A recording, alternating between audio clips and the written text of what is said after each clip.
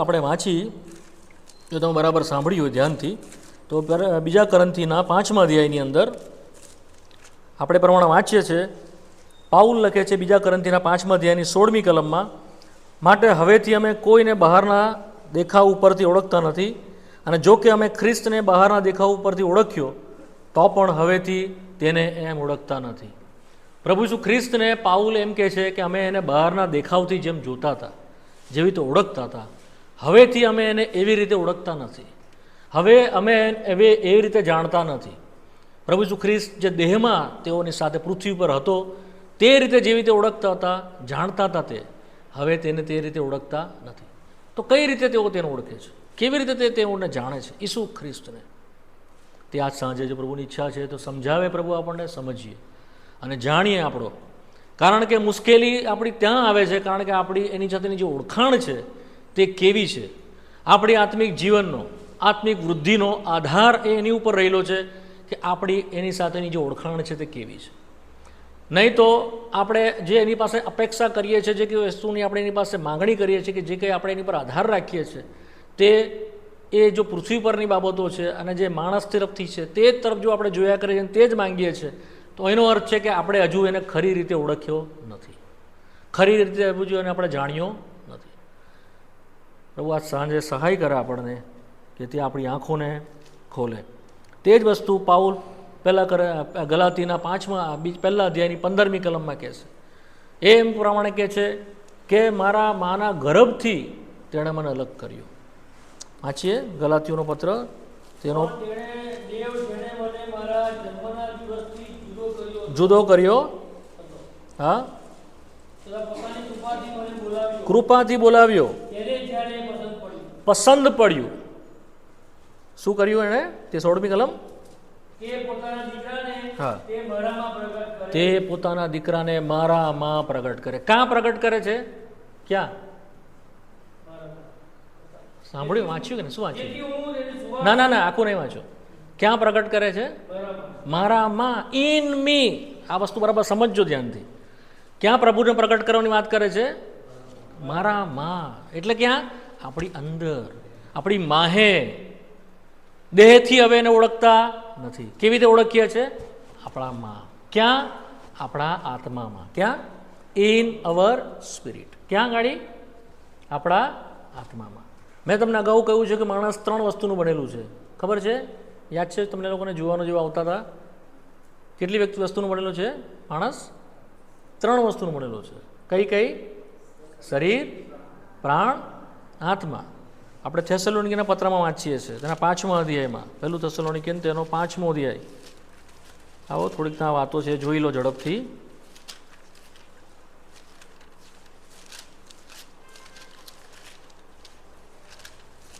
પહેલો થેસલોનિકી તેનો 5મો અધ્યાય ને તેની 23મી કલમ. હા હા હા.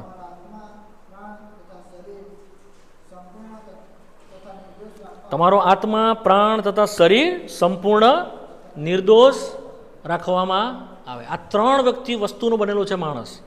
બરાબર સમજો છો? આપણું કેટલા વસ્તુનું બનેલા છે? 3 વસ્તુ. આપણી અંદર શું શું છે? આપણું શરીર છે જે દેખાય છે, બીજું શું છે? આપણો પ્રાણ છે, અને ત્રીજું આત્મા. જ્યારે દેવે આદમને બનાવ્યો ત્યારે માટીમાંથી તેને લીધો અને એની અંદર પોતાનો પ્રાણ તો શ્વાસ ફૂંક્યો, તો એ શું બન્યો? સજીવ પ્રાણી. શું બન્યો છે? લિવિંગ સોલ. શું બન્યો? એ સજીવ પ્રાણી થયો. એનો આત્મા અને શરીર એ બેને જ્યારે ભેગું કરવામાં આવ્યું ત્યારે જે બન્યું તે એ સજીવ પ્રાણી, જે સોલ કહેવામાં આવે છે, એ બન્યો. આખી સૃષ્ટિમાં એના જેવું અજોડ માણસ જેવું બીજું કંઈ નથી કે જેને દેવે 3 વસ્તુથી બનાવ્યો છે. એને શરીર છે, એને પ્રાણ છે, અને એના આત્મા છે. પ્રભુ એ પ્રાણની પાછળ છે, થ્રુ હિઝ સ્પિરિટ, એના આત્મા વગર નહીં. કેમ? કારણ કે જે દિવસે આદમે પાપ કર્યું તેનો આત્મા મરી ગયો. શું થયો? તેનો આત્મા મરી ગયો. અને ત્યાર પછીને જેટલા પણ જન્મ્યા આદમની અંદર, તેઓની પાસે શરીર છે અને પ્રાણ છે, પણ આત્મા કેવો છે? મરેલો છે. જે કોઈ પૃથ્વી ઉપર જન્મે છે તે મરેલા આત્માની સાથે જન્મે છે. આત્મા મરી ગયો ઇન ધ સેન્સ, એનો મતલબ શું છે? દેવને તો ઓળખતો નથી, દેવની વાણી સાંભળી શકતો નથી, દેવને જોઈ શકતો નથી. દેવની જે વહીવટ છે, તો દેવ જે કામ કરે છે, અથવા તો દેવ જે કોમ્યુનિકેશન કરે છે એ સ્પિરિટમાં કરે છે. યોહાનની સુવાર્તાના 4 અધ્યાયની 24મી કલમમાં વાંચીએ છીએ, દેવ આત્મા છે. કોણ છે? દેવ આત્મા છે. દેવનો જે કામ કરે છે, દેવનો વહીવટ છે, જે કોમ્યુનિકેશન છે, એ સોલમાં નથી, એ દેહમાં નથી, એ શેમાં છે? આત્મામાં, ઇન ધ સ્પિરિટ. એનો જે કોઈ કોમ્યુનિકેશન છે તે આત્માની સાથે છે. આત્મા મરેલો હોવાની સાથે કારણે દેવ વ્યક્તિની સાથે પૃથ્વી પર જેટલા બી જન્મે છે કોમ્યુનિકેશન કરી શકતા નથી. સમજાય વાત મારી? સમજ પડે બરાબર? આત્મા મરેલો હોવાના કારણે આજે આખા જગતની અંદર દેવ કોણ છે તે વ્યક્તિ જાણી શકતું નથી. માટે શું કરે છે? પોતાના પ્રાણની મદદ લે છે. પ્રાણની અંદર 3 વસ્તુ રહેલી છે. તેની બુદ્ધિ શું છે? સૌથી પહેલાં તેનો વિચારો છે, થોટ, માઇન્ડ કહેવામાં આવે છે, એનું મન. બીજું શું છે? લાગણી, ઇમોશન. અને ત્રીજું શું છે? એની ફિલિંગ્સ, લાગણીઓ, ઈચ્છાઓ અને વિચારો. આ 3 વસ્તુ રહેલી છે શેની અંદર? પ્રાણની અંદર. એનાથી દોરવાઈને તેણે જાતે દેવો બનાવી માંડ્યા. દેવ આવો હોય, દેવ આવો હોય એમ કરીને આખા જગતની અંદર હજારો કરોડો દેવો બનાવી દીધા માણસે, ખબર નહીં હોવાના કારણે, આત્મા કોમ્યુનિકેશન કરતો નહીં હોવાના કારણે. આ વાત આપણે વાંચીએ છીએ એફએસીના 2 અધ્યાયની અંદર કે આપણે પાપની અંદર મરેલા હતા, ત્યારે આપણને એણે સજીવન કર્યા. આપણે શું હતા? પાપમાં મરેલા હતા. We are dead in the sin. માટે યોહાનની સુવાર્તાના 3 અધ્યાયની અંદર જ્યારે નિકોદેમસ પ્રભુ ઈસુ ખ્રિસ્તની પાસે આવ્યો, બહુ મોટો જ્ઞાની હતો, ઉપદેશક હતો, સમજણો હતો અને શીખવતો હતો નિકોદેમસ. તે પ્રભુ ઈસુ ખ્રિસ્તની પાસે આવ્યો અને તેણે કહ્યું, અનંત જીવન પામવા માટે હું શું કરું? ખબર છે ને? નિકોદેમસ આવ્યો પ્રભુની પાસે, અનંત જીવન પામવા માટે હું શું કરું? તારે પ્રભુએ શું કહ્યું? ખચિત તું નવો જન્મ તારે પામવો જોઈએ. જોઈ લો, કલમ જોઈ લો, યોહાનની સુવાર્તા તેનો 3 અધ્યાય,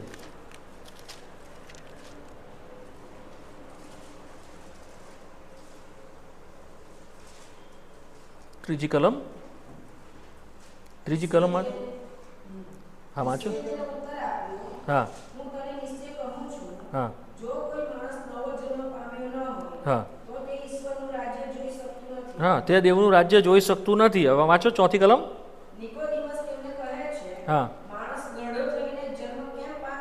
હા હા, 5મી કલમ.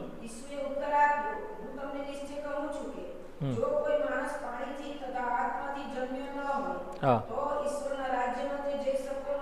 હા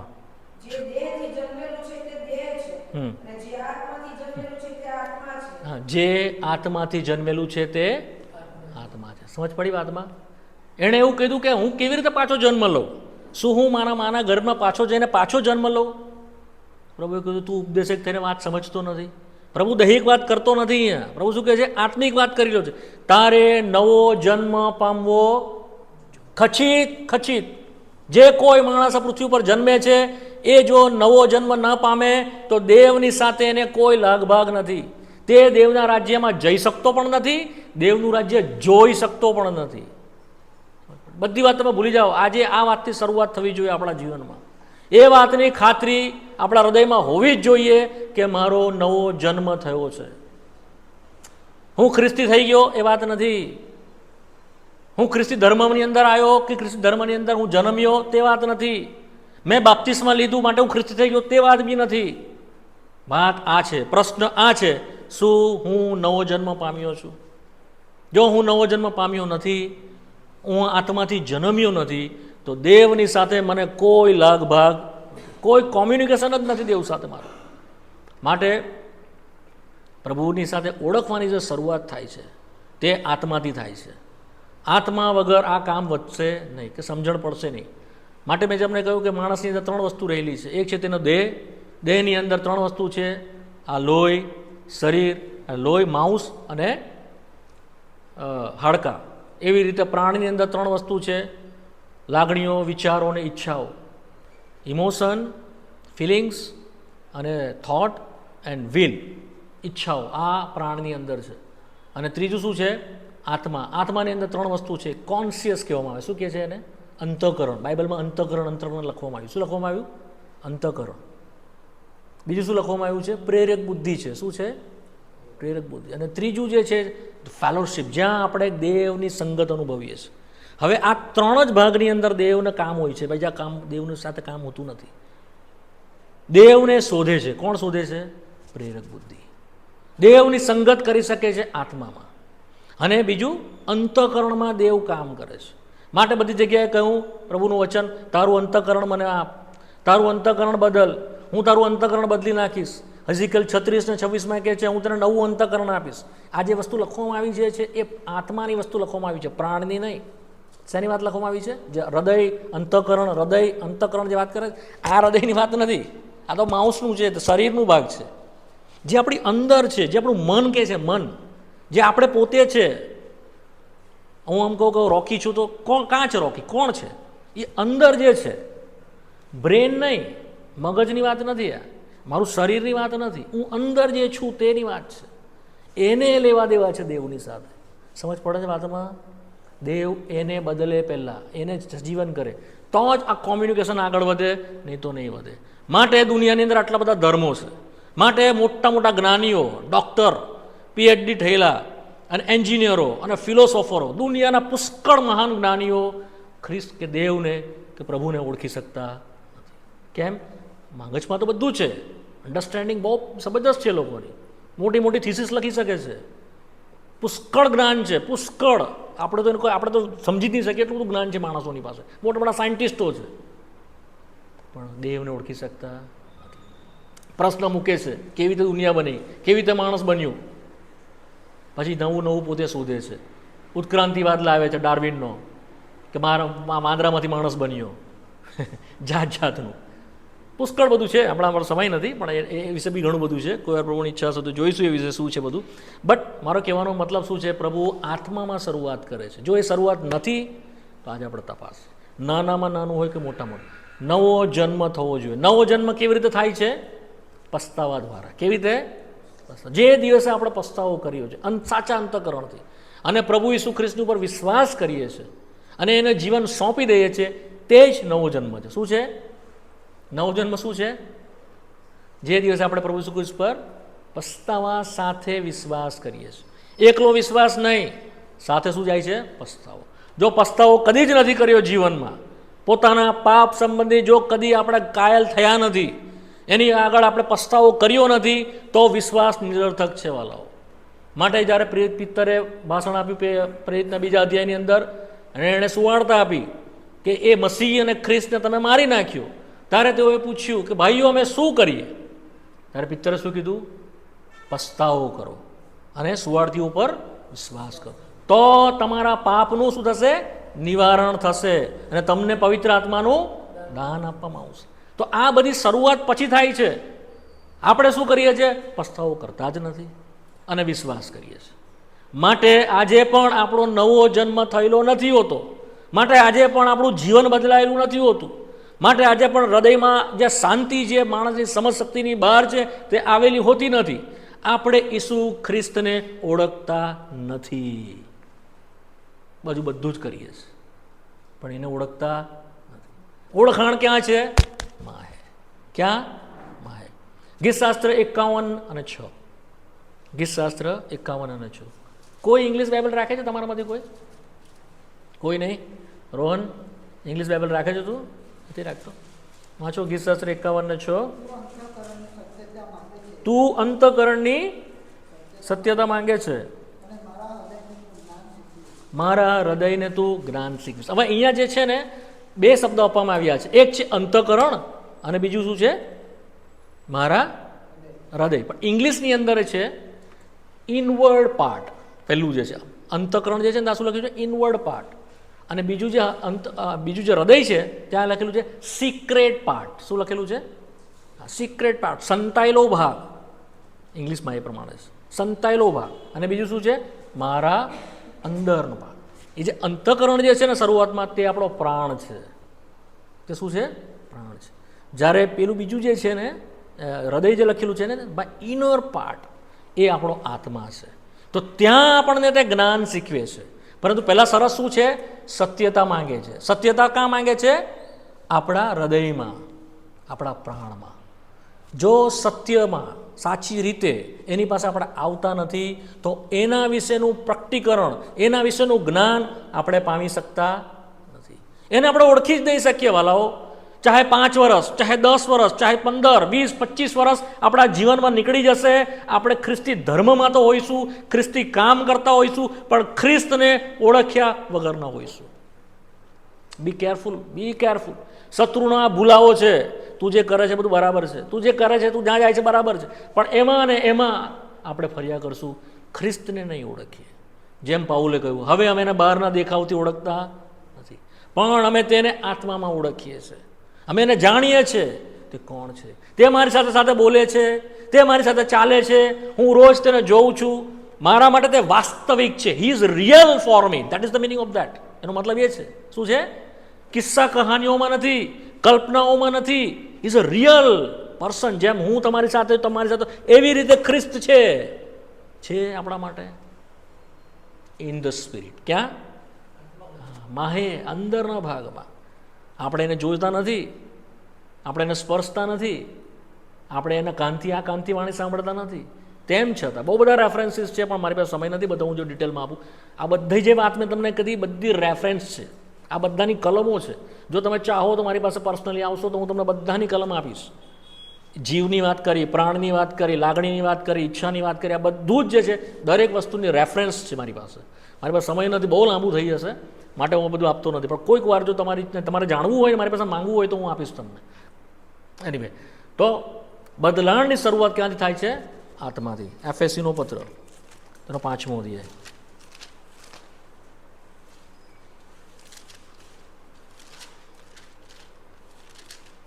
હા, માફ કરજો, ગલાતી 3 અને 3. ગલાતી 3 અને 3. હા, આત્મા વડે આરંભ કરીને. ક્યાંથી શરૂઆત થાય છે? શરૂઆત ક્યાંથી થાય છે? શું વાંચ્યું?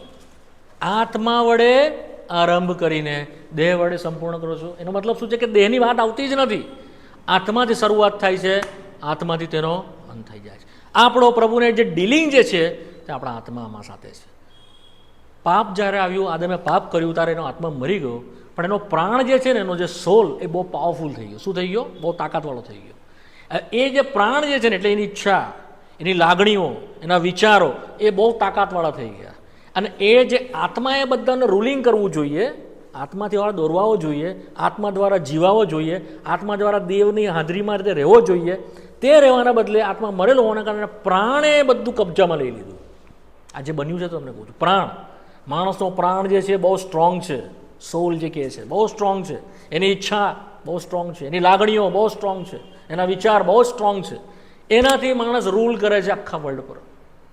સમજ પડે વાત? એનો જીવ છે. અને એના કારણે આજે આખા જગતમાં દેવની સામે બળવો છે, દેવની સામે બંધ છે, સ્વીકારતા નથી. કેમ? આત્મા મરેલો હોવાના કારણે. પ્રભુએ આ જ કર્યું. એ આવ્યો અને આત્માને સજીવન કર્યો. કેવી રીતે આત્મા સજીવન તો તમને ખબર છે? દેવે પોતાનું વચન મોકલીને આપણને સજીવન કર્યા. એનું જે વચન જે સજીવન કરનારું છે. હિબ્રુઓનો પત્ર તેનો 4 અને તેની 12મી કલમ, 4થો અધ્યાય તેની 12મી કલમ. હિબ્રુઓનો પત્ર તેનો 4થો અધ્યાય 12મી કલમ વાંચો. હા, દેવનો શબ્દ જીવન, સમર્થ, તીક્ષ્ણ છે. હા, તો હવે સમજો બરાબર શું કહે છે? જીવ તથા આત્માને, સાંભા તથા મજ્જાને એટલે શરીરને જુદા પાડે છે. ફરી ફરી ફરી ફરી શું કરે છે તે? તમે સમજો બરાબર, સમજો શું કહે છે? જીવ તથા આત્માને, સાંધા તથા મજ્જાને જુદા પાડે છે. કોણ પાડે છે? દેવનું વચન, કે જે દેવનો શબ્દ છે, 2 ધારી તલવાર કરતા બી તીક્ષ્ણ છે. તે પછી વીંધે છે, હૃદયના વિચારોને પારખે છે. જ્યારે તમે વાંચો છો ને તો તમારું શું મનમાં ચાલે છે તે પણ તે પારખે છે. એમ કે છે પ્રભુનું વચન. Powerful word. સુવાર્તા એ દેવનું પાવરફુલ વર્ડ છે, જે દ્વારા તે પરાક્રમ કરે છે. રોમિયોનો પત્રના 1લા અધ્યાયની અંદર કહે છે તે છુટકારો આપવાના માટે, તારણ આપવાના માટે સુવાર્તાના શબ્દો પાવરફુલ છે. જે દિવસે તમે સુવાર્તા સાંભળી તમારા આત્માને સજીવન કરવામાં, જો તમે પસ્તાવો કર્યો તો વચનથી આપણને જન્માવવામાં આવ્યા છે. કેવી રીતે? માટે નિકોદેવસને કહ્યું આત્માથી જન્મે છે. કેવી રીતે છે? પાણી અને આત્માથી જન્મ્યો નથી, તે દેવના પાણીથી અને આત્માથી. કેવી રીતે પ્રભુ જન્માવે છે? પાણીથી અને પાણી શું છે? દેવનું વચન છે. તારા વચનના જળ સ્નાનથી મને શુદ્ધ કર. વચન શું છે? પાણી શબ્દ છે. અને આત્મા તે આપણને જન્માવે છે. જો એક બે કલમ તમને આપી દઉં છું. પિત્તરનો પત્ર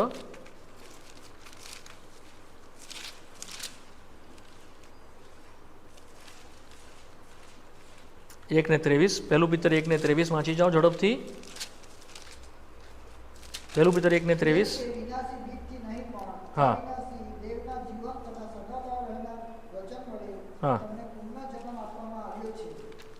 કેનાથી જન્મ આપવામાં આવ્યો આપણને? દેવના. હા, સાફ થઈ ગયું. દેવના જીવન તથા સદાકાળ રહેનાર વચન વડે. ધીસ વર્ડ, આ લખાયેલો શબ્દ છે દેવનો. શું છે આ લખાયેલો? જેને લોગોસ કહેવામાં આવે છે. અને ખ્રિસ્ત જે છે તે રહેમા છે, તેનો બોલાયેલો શબ્દ. આ દેવનો શબ્દ જે છે તે ખ્રિસ્ત પોતે છે. માટે એક એક વચન જે શરૂઆત, ઉત્પત્તિ, પ્રકટીકરણ, ઈસુ ખ્રિસ્તને પ્રગટ કરે છે. Reveal Christ. શું કરે છે? ખ્રિસ્તને પ્રગટ કરે છે. એનું પ્રકટીકરણ કાંસે બહાર નથી. In his word. માટે આ બહુ મૂલ્યવાન છે વાલાઓ. આ બહુ પવિત્ર વસ્તુ છે, બહુ મૂલ્યવાન છે. આપણા હાથમાં, આપણી ભાષામાં આવ્યું છે. આમાંથી પ્રભુ પોતાના પ્રગટ કરે છે એના વચન દ્વારા. બીજો એલો યાકૂબ 1:18. યાકૂબનો પત્ર પહેલો અધ્યાય ને 18મી કલમ 226 નંબરના પાના પર. તેણે પોતાની ઈચ્છાથી સત્યના વચન દ્વારા આપણને જન્મ આપ્યો છે. બસ બસ બસ બસ. વચન દ્વારા આપણને જન્મ આપી. આ મનમાં બરાબર ઉતરી જાઓ. શું કદી તમારા જીવનમાં એવો દિવસ આવ્યો, દેવનું વચન તમે સાંભળ્યું, તમારા હૃદયની અંદર પસ્તાવો થયો, તમે પ્રભુ ઈસુ ખ્રિસ્તને વધસ્તંભ પર તમારા માટે બલિદાન થયેલો જોયો, તમે એ જાણ્યું તમારા આત્મામાં કે મારા પાપની ખંડણીના માટે દેવના દીકરાએ પોતાનું લોહી વેવડાવ્યું છે. તમે શું તમારા આત્મામાં અને મનમાં એ જાણ્યું કે તમને બચાવવાના માટે દેવ પોતે માણસ થયો છે. તમારા આત્મામાં શું તમે એ કદી ખબર પડી કે જો એ તમને નહીં બચાવે, તમારી કોઈ રીતે તમે પોતાની રીતે બચાવી શકતા નથી. અને જ્યારે એ આપણે જોયું ત્યારે આપણે પ્રભુને આપણે પસ્તાવો કર્યો, ક્ષમા માંગી, મુજ પાપી પર દયા કર, અને તે જ ઘડીએ જા તારા પાપ તને માફ થયા છે. એ શબ્દો જો તમે સાંભળ્યા છે અને મનમાં તમારા હૃદયમાં ખાતરી આવી છે તો તમે નવો જન્મ પામ્યા છો. નહીં તો નહીં. નહીં તો આજે બી તક છે વાલા. જીવન પૂરું થઈ જાય એ પહેલાં કોઈની પણ ગોળ ગળાટમાં રહેશો નહીં. કોઈ તમને શું સમજાવે એમાં રહેશો નહીં. જાતે ખાતરી કરો. આજે રાત્રે પલંગ પર સૂઈ જાઓ તે પહેલાં થોડોક સમય થોભો એની હાજરીમાં, એકલતામાં, ચાહે તો તમારા ઘરે જઈને પણ થોભો એની આગળ, પ્રાર્થનામાં થોભો એની આગળ. શું પ્રભુ મેં તારી ઉપર વિશ્વાસ સાચા અર્થમાં કર્યો? શું મેં મારા પાપોની ક્ષમા તારી પાસે માંગી? શું મારા પાપ માફ થઈ ગયા? તમારા હૃદયમાં અવાજ આવવો જ જોઈએ, હા દીકરા તારા પાપ માફ થઈ ગયા. એ ખાતરી આપશે, શાંતિ એકદમ આપણા હૃદયમાં આવશે. તમને અલગ જ અનુભવ થશે. અલગ અનુભવ એટલે બાહ્ય અનુભવ નહીં, અંદર બદલાણનો અનુભવ થશે. શું થશે? ચેન્જ, કમ્પ્લીટલી ચેન્જ થઈ જશો. આત્મા તમારો જન્મશે ફરીને. આ છે ન્યૂ બર્થ, નવો જન્મ. શું છે આ? હવે નવો જન્મ થાય છે પછી જ એની કામ આગળ વધે છે. તે વગર આપણી કામ આગળ વધતી નથી. પછી દેવના વચનમાં આપણને સમજ પડે છે. કારણ કે જેટલું બી વસ્તુ જે છે ને એના આત્મામાં છે. પ્રભુ કાં વાત કરે છે? આત્મામાં વાત કરે. આપણે પ્રભુનું ભજન કેવી રીતે કરીએ છીએ? આત્માથી. પહેલું યોહાન 4:24 વાંચીએ છીએ આપણે એનું ભજન કે જે દેવ આત્મા છે ને જેવો તેનો ભજે છે તેવો આત્માથી અને સત્યતાથી તેનું આત્માથી. આપણો આત્મા જો મરેલો હોય તો આપણે 50 ગીત ગાયા કરશું, તાળીઓ પાડ્યા કરશું, એ ભજન ઉપર પહોંચશે. આકાશ તમારા માટે લોખંડનું થઈ જશે, પિત્તળનું થઈ જશે, ઉપર જશે જ નહીં. તમારી સ્તુતિ નહીં જાય ઉપર, ભજન નહીં જાય. ક્યારે જશે? આત્મા તમારો સજીવન થયેલો હોય તો. સમજાય મારી વાત? તમારો આત્મા, મારો આત્મા સજીવન થયેલો હોય તો જ એ ઉપર જાય છે. જેવો તેને ભજે છે એવા ભજનારને તો શોધે છે, જેઓ આત્માથી સત્ય તેનું ભજન કરે છે. આત્માની અંદર તે જો 2-3 કલમો જોઈ લો. હું આત્મામાં શું છે તે તમને કહી દઉં. રોમિયોનો પત્ર 8મો અધ્યાય 10મી કલમ, જરૂરથી વાંચો. હા હા, એ આપણામાં જીવે છે. He live in our spirit. કોણ જીવે છે? ખ્રિસ્ત. ક્યાં જીવે છે? આપણા શરીરમાં નહીં, આપણા આત્મામાં. બરાબર ધ્યાન રાખજો. આપણું શરીર તો દૂષિત છે.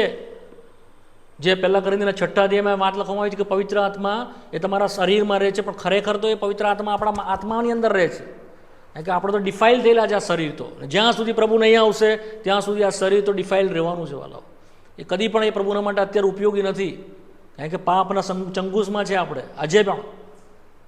આ બધી આત્મિક વાતો છે. તો પછી જો 16મી કલમ વાંચો. હા હા, આપણા આત્માની સાથે પવિત્ર આત્મા રહે છે. ક્યાં રહે છે? આપણા આત્માની સાથે. હા, હવે વાંચો 1 કોરિન્થી તેનો 6ઠ્ઠો અધ્યાય 17મી કલમ. 1 કોરિન્થી 6:17. પ્રભુની સાથે જે જોડાય છે તે તેની સાથે એક આત્મા. ફેલોશિપ ક્યાં છે? સંગત ક્યાં છે? In the spirit. ક્યાં છે? બોલો ને. ક્યાં? વાંચ્યું કે નહીં? જે પ્રભુની સાથે જોડાય છે ક્યાં જોડાય છે? In the spirit. ઓકે, હવે જોઈ લો પહેલો તિમોથી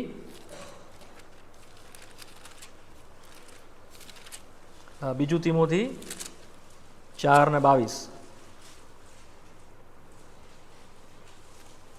4:22.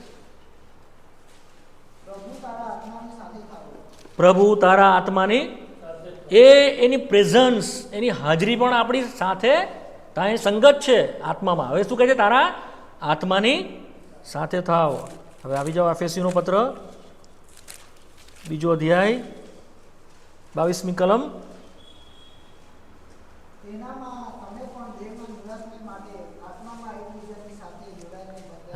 આત્મામાં એકબીજાની સાથે બંધાઈએ છે. તમે ને હું કેવી રીતે બંધાઈએ છીએ?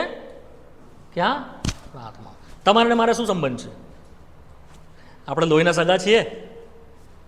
કાકા મામા બાપા આપણે કોઈ સગા છે? આપણે શું સંબંધ છે? આત્મિક. આપણે શું સંબંધ છે?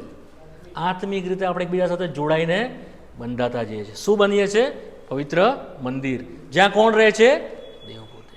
આપણે આત્મિક બાબતો માટે છે. આત્મિક સેવા છે, આત્મિક ગીત છે. હમણાં જ આપણે કહ્યું સબ બાતે આત્મિક છે.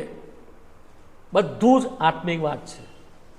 તો જો આપણે આ વસ્તુ હજુ સમજ્યા નથી તો વાલાઓ, આપણી સેવા, આપણે બધી જ વસ્તુ સેવાના સંદર્ભમાં બી છે વચન. જે કંઈ આપણે સેવા કરીએ છીએ આપણી આત્મિક સેવા છે, અવર સ્પિરિચ્યુઅલ સર્વિસ. આપણી જે લડાઈ જે છે તે પણ આત્મિક છે. એફએસીના 6ઠ્ઠા અધ્યાયમાં આત્મિક મહાસ્થાનોની અંદર માટે જે હથિયારો આપવામાં આવી તે બી આત્મિક આપવામાં આવ્યા. આપણને તલવાર નથી આપવામાં આવી ફિઝિકલ. ઘણા લોકો જ્યારે સતાવણી થાય છે ત્યારે બધા કોમેન્ટ્સ કરે છે કે હવે આપણે બધા બહાર નીકળવું જોઈએ. મણિપુરની અંદર સતાવણી થાય તો હવે આપણે બધા લડવું જોઈએ. નો, આપણું યુદ્ધ કોની આગળ? બાંસ તથા લોહીની સામે, આત્મિક સ્થાનોમાં અધિપતિઓની સાથે, અંધકારના બળોની સામે આપણું યુદ્ધ છે. અવર વોરફેર ઇટ્સ અ સ્પિરિચ્યુઅલ. તો બધી વસ્તુ આત્મિક છે. સમજ પડી? શરૂઆત ક્યાંથી થાય છે? આત્માથી. તો જો એ શરૂઆત નથી થઈ વાલાઓ તો કઈ વસ્તુ પામીશું નહીં, કંઈ સમજ બી નહીં પડશે. પ્રકટીકરણ બી જે છે ને, રેવલ્યુશન બી જે છે તે ક્યાં છે? આત્મામાં. પ્રકટીકરણના 1 અધ્યાયમાં જ વાંચીએ છીએ, પ્રભુના દિવસે હું જ્યારે આત્મામાં હતો. જોઈ લો પ્રકટીકરણ 1 અધ્યાય 10મી કલમ વાંચો. હા હા, પ્રભુના દિવસે હું આત્મામાં હતો. એનો મતલબ શું? આત્મામાં હતો in the what is the sense? એ શરીરમાંથી નીકળી ગયો? શરીરમાં જ હતો, બટ ઇન ધ સ્પિરિટ પ્રભુ એની સાથે વાત કરી. એના કાનથી નહીં સાંભળી, મનમાં વાત સાંભળી. પ્રભુ કાં બોલે છે? આપણી માહે બોલે છે. આપણી માહે અંદર, જે મેં તમને કીધું તે પ્રમાણે અંદર ઊંડાણમાં દેવનું વચન ગીતશાસ્ત્રમાં કહે છે ઊંડાણને હાંક મારે છે. 4થો અધ્યાય 2જી કલમ. વાંચી જાઓ ઝડપથી વાંચો. એકાએક હું આત્મામાં હતો. બસ 17મો અધ્યાય 3જી કલમ.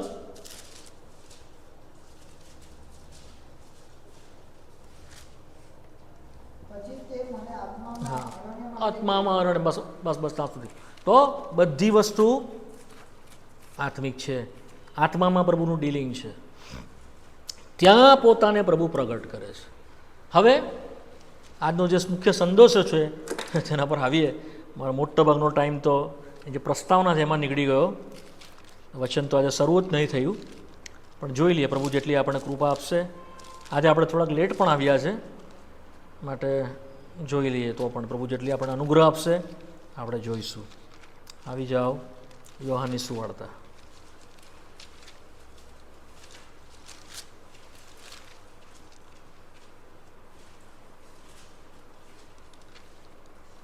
વીસમો અધ્યાય 11મી કલમથી 18મી કલમ સુધી વાંચી જઈએ ઝડપથી. હું 11 વાંચીશ, તમે 12 વાંચજો. 11 થી 18. યોહાનની સુવાર્તા 20મો અધ્યાય 11મી કલમથી 18મી કલમ. પણ મરિયમ બહાર કબરની પાસે રડતી ઊભી રહી. તે રડતા રડતા નીચે નમીને કબરમાં ડોક્યા કર્યા કરતી હતી.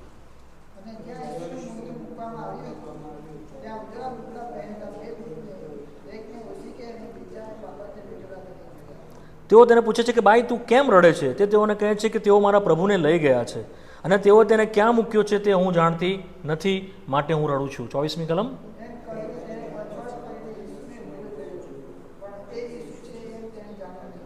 15મી કલમ. ઈસુ તેને કહે છે કે બાઈ તું કેમ રડે છે? તું કોને શોધે છે? તે માડી છે એમ ધારીને તેણે તેને કહ્યું કે સાહેબ, જો તે તેને અહીંથી ઉઠાવી લીધો હોય તો તે તેને ક્યાં મૂક્યો છે તે અમને કહે, એટલે હું તેને લઈ જઈશ.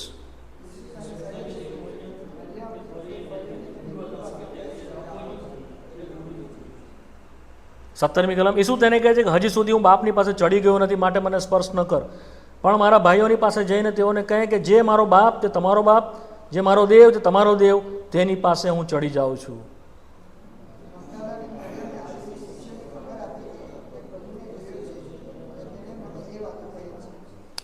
ટૂંકાણમાં યોહાનની સુવાર્તાના 20મા અધ્યાયમાં પ્રભુ ઈસુ ખ્રિસ્ત જ્યારે પુનરુત્થાનમાંથી પાછો ઉઠે છે, સૌથી પહેલાં પ્રભુ કોને મળે છે?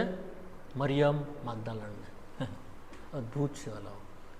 એના ઘણા શિષ્યો હતા, પ્રિય શિષ્યો પણ હતા. એક ઇન્ટરનલ સર્કલ હતું કે જ્યાં આગળ પિત્તર, યોહાન ને યાકૂબ ખાસ નજીક હતા. એને પણ પ્રભુએ પ્રથમ નથી મળ્યો. કોને મળ્યો? મરિયમ માગદાલનને, જેનામાંથી પ્રભુએ શું કરેલા? 7 ભૂતને કાઢેલા હતા. પ્રભુ સૌથી પહેલાં તેને પોતાની ઓળખાણ કરે છે. પરંતુ બહુ નવાઈની વાત એ લાગે છે કે તે તેને ઓળખતી, એને ઓળખી નહીં, એ ઓળખી જ નહીં શકી. 3.5 વર્ષ તેની સાથે હતી. મને લાગે ત્યાં સુધી એનું રસોઈ બનાવતી હશે, ભોજન કરતી હશે, બનાવતી હશે, એને ઘણી બધી એની સરભરા કરતી હતી, સેવાઓ કરતી હતી પ્રભુ ઈસુ ખ્રિસ્તની. આ બધી ઘણી બધી બહેનો હતી.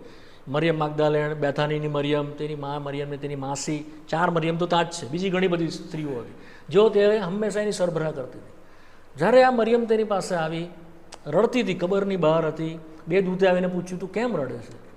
મારા પ્રભુને તેઓએ લઈ લીધો છે, સંતાડી દીધો છે, કાં છે મને ખબર નથી, માટે હું રડું છું. તરત જ પ્રભુએ પછવાડે તેની સાથે વાત કરી. તો વાંચ્યું હોય તો શું કીધું? પ્રભુએ પાછળથી એની સાથે વાત કરીને કહ્યું તું કેમ રડે છે? તરત મરિયમ પલટીને જોયું, પણ તે તેને ઓળખી.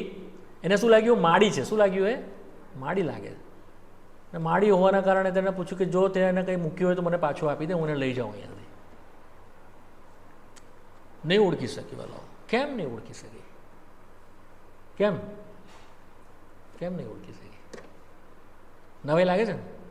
3.5 વર્ષ સુધી આપણે સાથે ને સાથે રહેતા હોય ને પછી એકદમ તમે મને મળો અને આપણે ઓળખાઈ નહીં પડી, એકબીજાને ઓળખી જ નહીં શકીએ. કેમ છે? કોઈ જવાબ તમારી પાસે? કેમ નહીં ઓળખ્યું એને? ધ ક્રાઇસ્ટ ઇઝ ડિફરન્ટ નાઉ. ખ્રિસ્ત અલગ છે હવે. પુનરુત્થાન પામેલો પ્રભુ અલગ છે. ઇટ ઇઝ ડિફરન્ટ નાઉ. પહેલી વસ્તુ મેં તમને કદાચ આગળ પણ કહી છે, તમને ધ્યાન હોય તો, જેઓ નવા છે એમને નહીં ખ્યાલ હોય, જૂના છે ખબર હશે.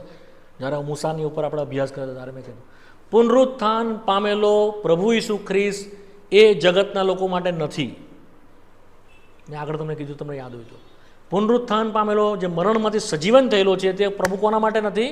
જગતના માટે નથી, વિશ્વાસીઓના માટે છે, કે જે તેની વાણી સાંભળશે, જેઓને તે પ્રગટ થશે, જેઓની સાથે તે વહીવટ કરશે, કોમ્યુનિકેશન કરશે. જ્યાં સુધી તે પૃથ્વી ઉપર હતો ત્યારે જગતમાં બધાને એણે ઓપનલી વાત કરી, બધાની સાથે, બધા જ એને સાંભળતા, બધા જ એને જોઈ શકતા, પણ ત્યાર પછી કોઈ જોઈ શકશે નહીં. યોહાનની સુવાર્તાના 14મા અધ્યાયમાં આપણે તે વિશે વાંચીએ છીએ. જોઈ લો, 17મી કલમ વાંચો. બનાવો, બરો, મને માફ કરજો. યોહાનની સુવાર્તા તેનો 4થો અધ્યાય. હવે જગત મને જોશે નહીં. 19મી કલમ, 14મું અધ્યાય 19મી કલમ.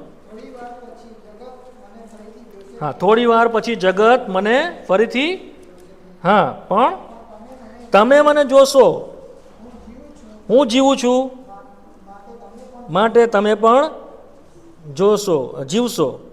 હવે વાંચો 22મી કલમ. હા હા હા હા હા હા. હવે તું અમારને દેખાશે, અમને પ્રગટ થશે, પણ જગતને નહીં, એનું શું કારણ છે? વાંચો વાંચો. ઉત્તર આપ્યો, હા હા હા. અમે તેની પાસે આવીને ક્યાં રહીશું? તેની સાથે. કોણ? બાપ. સંબોધક વિશે કહે છે, એટલે પવિત્ર આત્મા અને પોતે. અમે ત્રણ ક્યાં આવીને રહીશું? તેની સાથે રહીશું. જગતના માટે પુનરુત્થાન પામેલો પ્રભુ નથી. તેને સાંભળી શકતો નથી, તેને જોઈ શકતો નથી, એને કદી જ પામી શકતો નથી, ઈસુ ખ્રિસ્ત કે જે મરેલામાંથી. પણ વિશ્વાસીઓના માટે તે છે. ત્યાર પછી કદી જગતે તેને જોયો નહીં. તેના શિષ્યોની આગળ તે આવ્યો. સૌથી પહેલાં માર્થા મગદલાને, પછી તેના શિષ્યો, પછી 120, પછી ઘણા બધા તેને જોયો. 20 દિવસ સુધી તેણે તેને પોતાનું શિષ્યોને દર્શન આપ્યું, 10 વખત સુધી. અને આ સૌથી પહેલું હતું. અને તેઓની આગળ તે પોતાને તેણે પ્રગટ કર્યો, જગતની આગળ નહીં. તેમ છતાં પણ તેને તે ઓળખી શકી નહીં. વિશ્વાસી હતી, પ્રભુની હતી, છેમ છતાં બી નહીં ઓળખી શકી. કેમ કે હવેથી બહારના દેખાવ પ્રમાણે તમે તેને ઓળખશો નહીં. આ વાત છે. પુનરુત્થાન પામેલો ઈસુ ખ્રિસ્ત તમારી માહે પ્રગટ થશે. જો તમારું બદલાણ થયેલું હશે તો જ તમે એને જોઈ શકશો, એને પામી શકશો, કે એને સ્વીકારી શકશો. સમજ પડી વાતમાં? મોટા ભાગના વિશ્વાસીઓ અહીંયા ભૂલ કરે છે. તરત પ્રભુ એને શું કીધું ખબર છે? મરિયમ, તાને એણે કહ્યું. શું કહ્યું પ્રભુ એને? શું કીધું? એનું નામ લીધું ને, મરિયમ. તરત જ તે ઓળખી ગઈ. એણે શું કીધું? રાબ્બોની, ગુરુજી. જ્યારે એણે નામ લીધું ત્યારે તેણે તેને ઓળખ્યો. કોલ પર્સનલી કોલિંગ છે વાલાઓ. ટોળામાં, ભીડભાડમાં નહીં, પર્સનલી તમારું નામ દઈને પ્રભુ બોલાવે છે. એ શું બતાવે છે? તમારી અંગત જો એની સાથે રિલેશનશીપ હોય તો જ તમે તેને ઓળખશો, અને તો નહીં ઓળખો. સમજ પડી વાત? તે પોતાને જ્યાં સુધી પ્રગટ નહીં કરે તમે એને પામી શકતા નથી, જોઈ શકતા નથી, સમજી શકતા નથી, કંઈ કરી શકતા નથી, જ્યાં સુધી તે પોતાને પ્રગટ નહીં કરે. માટે જ યોહાનની સુવાર્તાના 14માં મેં કહ્યું પ્રભુએ, જગતને તું પ્રગટ નહીં થશે, પણ અમને થશે. કેમ? જેઓ મારું વચન પાળે છે, જેઓ મારી આજ્ઞા પાળે છે, જેઓ મારી સાથે સાથે રહે છે, તેઓની સાથે હું રહીશ અને તેઓ મને સમજશે. એનું રેવેલેશન, એનું પ્રકટીકરણ, એનું સાક્ષાત્કાર, જે ગુજરાતી ભાષામાં આપણે કહીએ, આપણી માહે એની ઈચ્છાથી અને આપણી આધીનતાથી આવે છે, નહીં તો નહીં આવશે. આખું બાઇબલ લાખો વાર વાંચ્યા કરશો, કંઈ સમજ નહીં પડે, કંઈ સમજ નહીં પડશે. એકદમ પ્રભુ પ્રગટ કરે છે, એકદમ જેની આગળ તે પોતાને પ્રગટ કરવા માંગે છે. પુનરુત્થાન પામેલો પ્રભુ. બીજું જોઈ લો, લુકની સુવાર્તા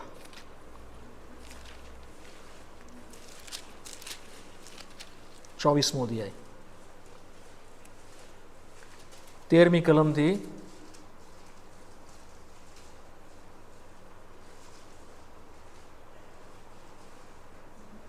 31મી કલમ.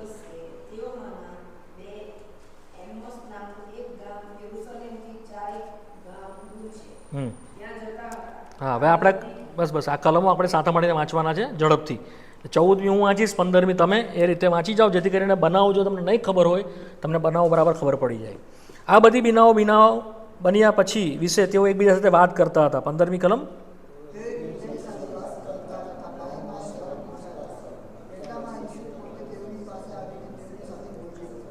16મી કલમ. પણ તેઓની આંખો બંધાઈ ગયેલી હોવાથી તેઓ તેને ઓળખી શક્યા નહીં. 17મી કલમ.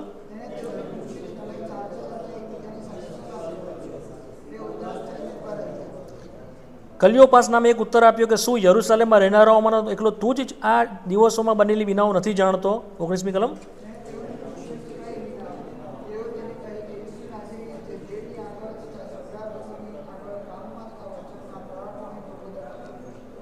વળી કેવી રીતે મુખ્ય યાજકોએ તથા અમારા અધિકારીઓએ તેને મરણદંડ ભોગવવા સારું પરસ્વધન કર્યો અને તેને વધસ્તંભે જડાવ્યો તે સંબંધી સર્વ બિનાઓ. 21મી કલમ.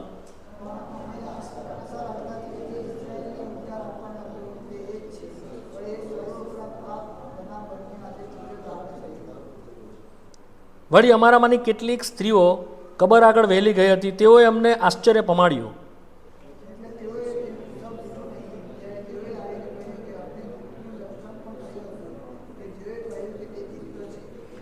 અમારી સાથેને કેટલાય કબર આગળ ગયા અને જેમ સ્ત્રીઓએ કહ્યું હતું તેમ તેઓને માલુમ પડ્યું, પણ તેને તેઓએ દીઠો નહીં. 25મી કલમ.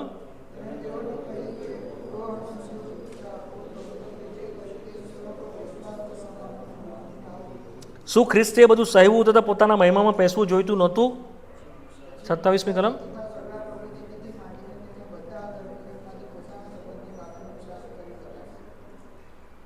અઠ્ઠાવીસમી કલમ. જે ગામે તેઓ જતા હતા તેની નજીક તેઓ પહોંચ્યા ત્યારે તેણે જાણે કે આગળ જવાનું કર્યું. 29મી કલમ.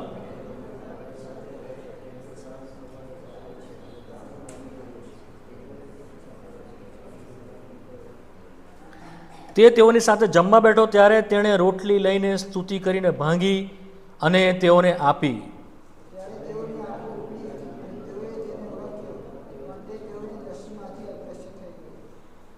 તેઓ એકબીજાને કહ્યું કે જ્યારે તે માર્ગે આપણી સાથે વાત કરતો હતો અને ધર્મલેખોમાં ખુલાસો આપણને કરી બતાવતો હતો ત્યારે આપણા મન આપણામાં ઉલ્લાસી નહોતા થતા શું ત્યાં સુધી. બસ હવે અહીંયા ગાડી પ્રભુ ઈસુ ખ્રિસ્ત ત્રીજા દિવસે એમોસ જતા બે શિષ્યો હતા, તેઓને રસ્તામાં પ્રભુ દર્શન આપે છે. ફરી રસ્તામાં એમોસ જતા બે શિષ્યો હતા, એકનું નામ કિલિયોપાસ છે, બીજાનું નામ લખવામાં આવ્યું નથી. તેઓ બંનેની સાથે પ્રભુ ચાલવા માંડ્યો, પણ અહીંયા જે પ્રમાણે મરિયમ તેને નહીં ઓળખ્યો, આ લોકોએ પણ તેને ઓળખ્યો. આ જ વાત, ધ ન્યૂ ક્રાઇસ્ટ કેવો છે? પુનરુત્થાન પામેલો પ્રભુ છે, જે ફક્ત માહે ઓળખાય છે. ફરીને ફરી કહું છું તમને, બાહ્ય આંખોથી ઓળખાશે નહીં. એ ક્રાઇસ્ટ ઓફ રેઝરેક્શન, જે પુનરુત્થાન પામેલો ખ્રિસ્ત છે, તેને આપણી માહેની આંખોથી, એની ઈચ્છાથી જેઓને તે પ્રગટ કરવા માંગે છે તેઓની આગળ તે પ્રગટ થશે, બીજા કોઈની આગળ નહીં થાય. આ વાત છે, સમજ પડી? તેઓ તેની સાથે સાથે ચાલતા હતા અને વાત કરતા હતા, તે તેઓની સાથે ચાલવા માંડ્યો, ખબર જ નહીં પડી. અને તેઓએ એને પૂછ્યું કે તને ખબર નથી આ બધી જે બીનાઓ બની? પ્રભુ કહે છે કઈ બીનાઓની વાત કરો છો? પછી કીધું કે આ પ્રભુ ઈસુ ખ્રિસ્ત જે કામમાં બહુ વસી હતી, પરાક્રમી તો પ્રભુનો આ તો આજે ઘણી બધી વાતો કરી. પછી પ્રભુએ પોતાને તેઓને કહ્યું કે ઓ મંદ બુદ્ધિ ના હો, વિશ્વાસ કરવામાં શું કહે છે 15મી કલમ. તેઓએ તેનું કે ઓ અણસમજુઓ, પ્રભુ તો કહે છે કહ્યું છે તે સર્વ પર વિશ્વાસ કરવામાં મંદ બુદ્ધિ ના હો. શું ખ્રિસ્તે બધું સહેવું તથા પોતાના મહિમામાં પેસવું જોઈતું નહોતું? 27મી કલમ. પછી મૂસાથી તે સગળા પ્રબોધકોથી માંડીને તેણે બધા ધર્મલેખોમાંથી પોતાના સંબંધીની વાતનો ખુલાસો કરી. પ્રભુએ વચન ખોલીને એક્સપ્લેન કરવા માંડ્યું. જૂના કરારમાં પ્રબોધકોએ ગીતશાસ્ત્રમાં જે કંઈ એના વિશે લખેલું બધું ખોલીને એક્સપ્લેન કર્યું, બધું ખોલી નાખ્યું વચન. તેમ છતાં તેઓ તેને ઓળખ્યો. સમજ્યા બરાબર? સમજો બરાબર વાત. ઘણા સંદેશાઓ સાંભળીએ છીએ, ઘણી બધી મિટિંગોમાં જઈએ છીએ, ખ્રિસ્ત સમજાતો નથી. કારણ કે આપણે ખ્રિસ્ત વિશે સાંભળીએ છીએ, ખ્રિસ્ત વિશે સમજીએ છીએ, ખ્રિસ્તને સમજતા નથી, ખ્રિસ્તને ઓળખતા નથી, ખ્રિસ્તને જોતા નથી, ખ્રિસ્તને સાંભળતા નથી. Who is Christ? સમજાય છે? જો તમે ગીત સાંભળ્યા હોય શરૂઆતમાં, આપણે ખ્રિસ્ત કોણ છે તે વિશે ગાયા. શું આપણે એને પામ્યા? અદ્ભુત છે વાલાઓ એ ક્રાઇસ્ટ. બક્સિંગ અંકલ વિશે જે આ બધું તમે હમણાં જાણો છો, આ બક્સિંગ અંકલ જે પ્રભુના મોટા દાસ થઈ ગયા, ઘણું બધું એમણે આખા વર્લ્ડમાં, ઇન્ડિયાની અંદર ઘણો પ્રકાશ પ્રભુ એની મારફતે લોકોને આપ્યો. તે પોતે એ પ્રમાણે કહેતા હતા કે મારા ચશ્મા જે મારી પાસે છે, મારી નજીક છે, એનાથી પણ વધારે નજીક મારો પ્રભુ છે. એટલો તે અનુભવ હતો. જે દિવસે આપણે એ વસ્તુ સમજી જઈશું કે મારો પ્રભુ મારી કેટલી નજીક છે, આપણું જીવન બદલાઈ જશે ભલો. આપણું ગુપ્તમાં જીવન પણ બદલાઈ જશે. સમજાય છે? આપણે છૂટછાટ નહીં લઈએ. આપણો પ્રભુ છે. શું છે? આપણો પ્રભુ છે. આપણી સાથે છે, આપણી સાથે બેઠો છે, આપણી સાથે જમે છે, આપણી સાથે રહે છે, રોજ બોલે છે. આપણું જીવન બદલાઈ જશે. સમજવું છે તમે હું જે કહું છું તમને? તે આપણા જીવનમાં બદીઓ કેમ છે, ભૂંડાઈ કેમ છે? જાહેરમાં તો હોતી નથી, ગુપ્તમાં જકડી રાખે છે આપણને. કારણ કે ખ્રિસ્તને આપણે પામ્યા, સમજ્યા નથી. સમજો છો મારી વાત? પ્રભુ કરે વાલાઓ એ પોતાના વિશેનું જ્ઞાનનું, જે પ્રમાણે એફએસીના બીજા અધ્યાયમાં લખવામાં આવ્યું છે, પોતાના વિશેનો જ્ઞાનનો આત્મા તમને આપે કે જેથી કરીને તમારા નોતરાની આશા શી છે તે તમે જાણો, તેનું સામર્થ્ય શું છે તે તમે જાણો, અને તમારા વારસો શું છે તે તમે જાણો. એવી પાઉલ પ્રાર્થના કરે છે. તમારા અંતરચક્ષુ પ્રકાશિત થાય, your and inner eyes and lighted થાય, તો જ આપણને ખબર પડશે વાલાઓ. નહીં તો આપણે બધું ક્રિયા કર્યા જ કરશું, રીતિ રિવાજો, મિટિંગો, આ તે બધું જ ચાલ્યા કરશે. પ્રભુ આવશે ત્યાં સુધી ચાલશે, પણ આપણે એને કદી જ નહીં પામીએ, કદી જ. હવે શું થયું? તેઓ કેમ નહીં એને ઓળખી શક્યા? કારણ કે તેઓ તો એમ વિચારતા હતા કે પ્રભુનું રાજ્ય હમણાં સ્થાપવાનો છે, તમે વાંચી ગયા. એવી આશા રાખતા હતા કે એ તો ઉદ્ધાર કરશે, પણ એ તો બલિદાન થઈ ગયો, એ તો મરાઈ ગયો, એ તો જતો રહ્યો. બધી આશા મટી ગઈ. કારણ કે પ્રભુને એ રીતે જોયેલો જ નહીં, એ લોકોએ સમજેલા જ નહીં. જ્યારે પ્રભુ વારંવાર કહેતો એમને, હું રોટલી આપવાના માટે નથી આવ્યો, હું ચમત્કાર કરવાનો નથી આવ્યો, હું સાજાપણા માટે નથી આવ્યો, હું તો બલિદાન થવાના માટે આવ્યો છું, હું તો દેવનું હલવાન છું, હું તો કિંમત ભરવાના માટે આવ્યો છું, કે તમારાથી લઈને તમારી અગાઉના અને તમારા પછીના જે છેલ્લો માણસ આવશે તેના સર્વના પાપનું બલિદાન હું થાવ, એ લોકોની કિંમત હું ભરી આપું, હું લોહીથી તેઓનો છુટકારો કરું, એના માટે હું આવ્યો છું. અનંત છુટકારાના માટે હું આવ્યો છું. હું તારનાર છું, સાથે સાથે હું પ્રભુ છું. આ તેઓ સમજ્યા નહીં, માટે તેને ઓળખી શક્યા નહીં. હવે શું થાય છે? તે સમજતા નહોતા. પ્રભુ આગળ જવા માંડ્યા. શું કર્યું પ્રભુએ? એક સૌથી સારી વસ્તુ તેઓએ કરી. તેઓએ તેનો હાથ પકડી લીધો. તેઓએ તેને શું કીધું? રોક્યો. શું કર્યું? શું કર્યું તેઓએ? રોક્યો. અમારી સાથે રહે, સાંજ પડી ગઈ છે, રાત થઈ જશે, અમારી સાથે. સૌથી બેસ્ટ વસ્તુ તેઓએ કરી. આપણે શું નથી કરતા? પ્રભુ બહુ વાત કરે, બહુ વાત કરે, નહીં સમજે, પછી પ્રભુ જતો રહે. આપણે તેને રોકતા નથી. યાદ રાખીએ, પ્રભુ હંમેશા વાત નહીં કરે. મારો આત્મા સદા વાત કરશે નહીં, કરે પ્રભુ સદા વાત. જવા માંડ્યો, રોકી લીધો. રોટલી તેઓએ તોડી. શું કરી? પ્રભુ ભોજન ત્યાં તે ઓળખાયો. ક્યાં ઓળખાયો? રોટલી 30-31 વાંચો. ના ના 30 તે જેવન સાથે જમવા બેઠો. હા હા હા એ ત્યાં તેઓએ તેને ઓળખ્યો. જે રાતે પરસ્વાધીન કરવાના તે રાત્રે તેણે રોટલી લીધી, સ્તુતિ કરીને આપતા કહ્યું, આ મારું શરીર છે જે તમારે સારું આપવામાં આવ્યું છે. ત્યારબાદ તેણે પ્યાલો લીધો, પ્યાલો આપીને કહ્યું કે તમારે સારું, આખા જગતના પાપોને સારું, ખંડણીને સારું વેવડાવેલું આ મારું નવો કરારનું લોહી છે, તમે સૌ એમાંથી પીવો. એ તેઓને તરત યાદ આવ્યું. શું થયું? તરત યાદ આવ્યું. આ તો મારો પ્રભુ છે, આ તો મારો પ્રભુ છે. મેજ એનો પ્રકાશ આપે છે. શું આપે છે? બહુ દુઃખની વાત છે, સાઉથ ગુજરાતના ભાગોની અંદર મેજ નથી. બહુ દુઃખની વાત છે. અઠવાડિયાના પહેલા દિવસે તેઓ મેજ રોટલી માંગવાને ભેગા થતા હતા. પ્રેરિતોનું કૃત્ય 20મો અધ્યાયની તેની 7મી કલમ. અઠવાડિયાને દર રવિવારે મેજ હોવી જોઈએ દેવના વચન પ્રમાણે આપણા મંડળીમાં. મંડળીમાં જ્યારે મેજ હોય છે ત્યાં પ્રભુનો પ્રકટીકરણ માહે આવે છે.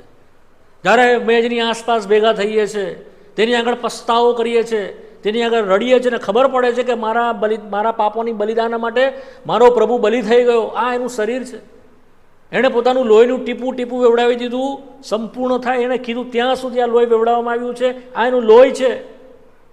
આપણે ગમે તે રીતેમાંથી ભાગ લેતા નથી. આપણે શું કરીએ છીએ? પારખ કરીએ છીએ, પસ્તાવો કરીએ છીએ, સીધું કરીએ છીએ, ઠીકઠાક કરીએ છીએ, પછી એમાંથી ભાગ લઈએ છીએ. તો મેં જ હંમેશા શું બતાવે છે? રિકન્સાઇલમેન્ટ, એની સાથે સમાધાન. હંમેશા એની સાથે સમાધાન કરતા રહેવું પડે છે આપણે, કારણ કે આ જગતમાં આપણે રહીએ છીએ, આપણા પગ ચાલીએ છીએ, ગંદા થાય છે. તમે ખેતરમાં ચાલીને આવો છો, તમારા પગ ગંદા થાય છે ને, ઘરે આવીને શું કરો છો? પગ ધોવો છો કે નહીં? કે એમને પલંગ પર ચડી જાઓ, પથારી પર? નહીં ને, પગ ધોવો છો ને, હાથ ધોવો છો ખાતા પહેલાં. મેં જ આપણે શું કરીએ છીએ? આપણે શુદ્ધ થયા કરીએ છીએ. શું કરીએ છીએ? શુદ્ધ થયા કરીએ છીએ. પ્રકટીકરણના છેલ્લા અધ્યાયમાં જે શુદ્ધ છે વધારે શુદ્ધ થાય, જે પવિત્ર છે વધારે પવિત્ર થાય. પ્રભુના આવતા સુધી જગતમાં બહુ આકર્ષણ છે, કોઈ એમ નહીં કહી શકે કે હું મારે સ્થિર રહેવા, કોઈ નહીં કહી શકે. પ્રભુએ મેં જેના માટે મૂકી છે, આપણે એની સાથે શુદ્ધ થતા જઈએ. સમજ પડે છે વાત? તો મેજ દ્વારા એનું પ્રકટીકરણ આપણને મળે છે. આ બીજું હતું. 5 મિનિટમાં બંધ કરી દઈશ. ત્રીજું જોઈ લો, યોહાનની સુવાર્તા 21મો અધ્યાય.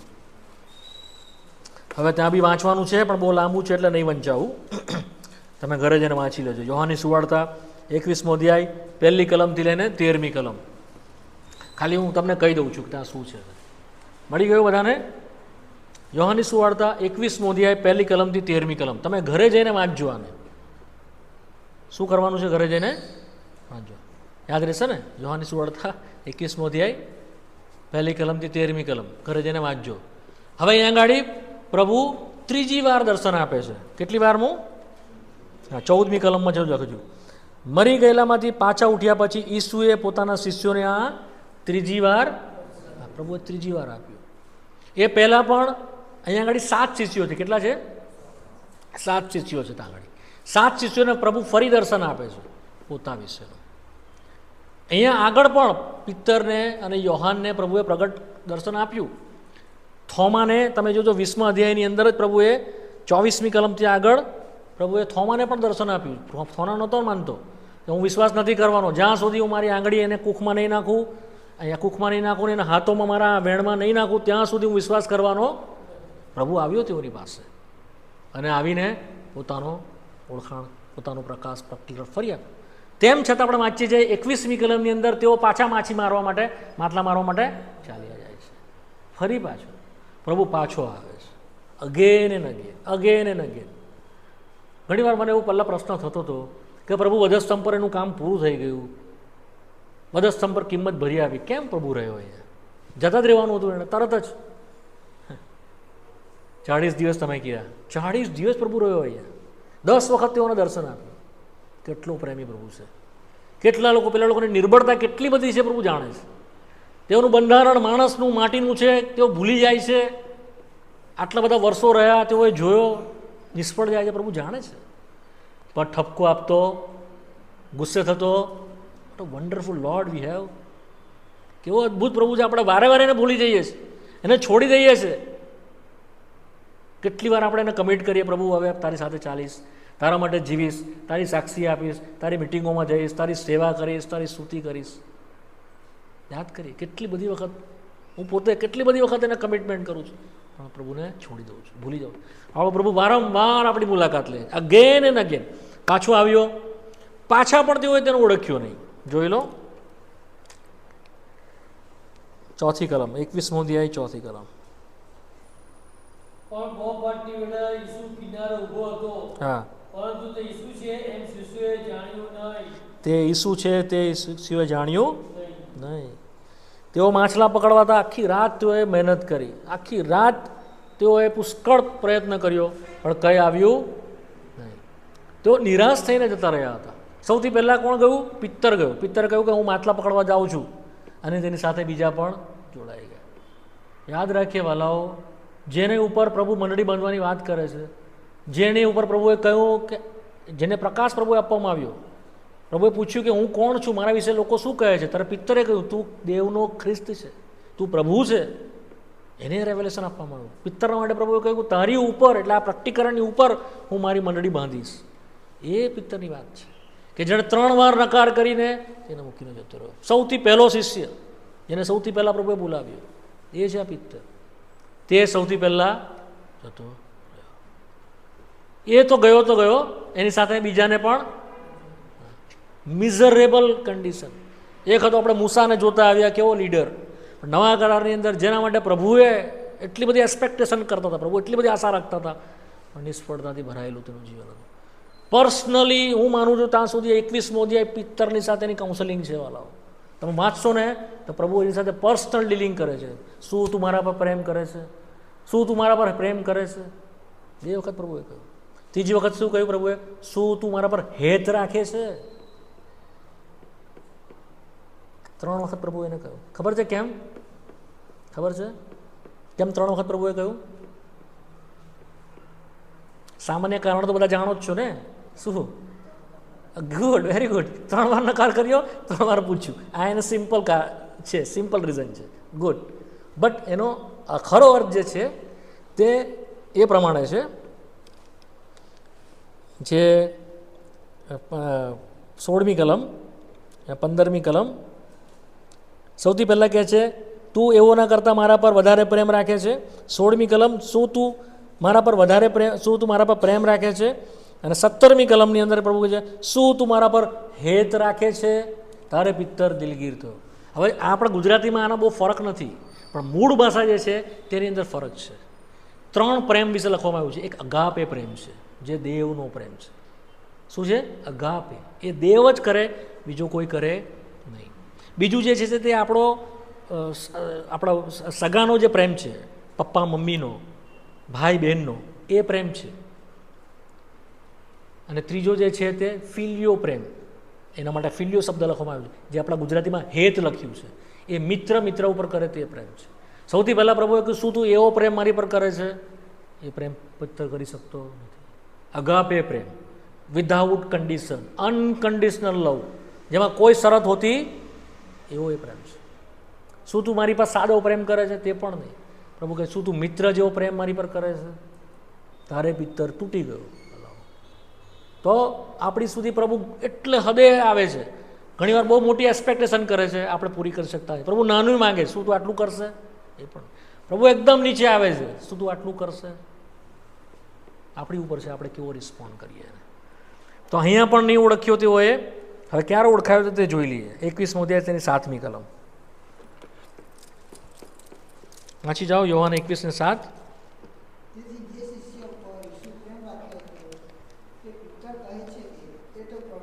હા,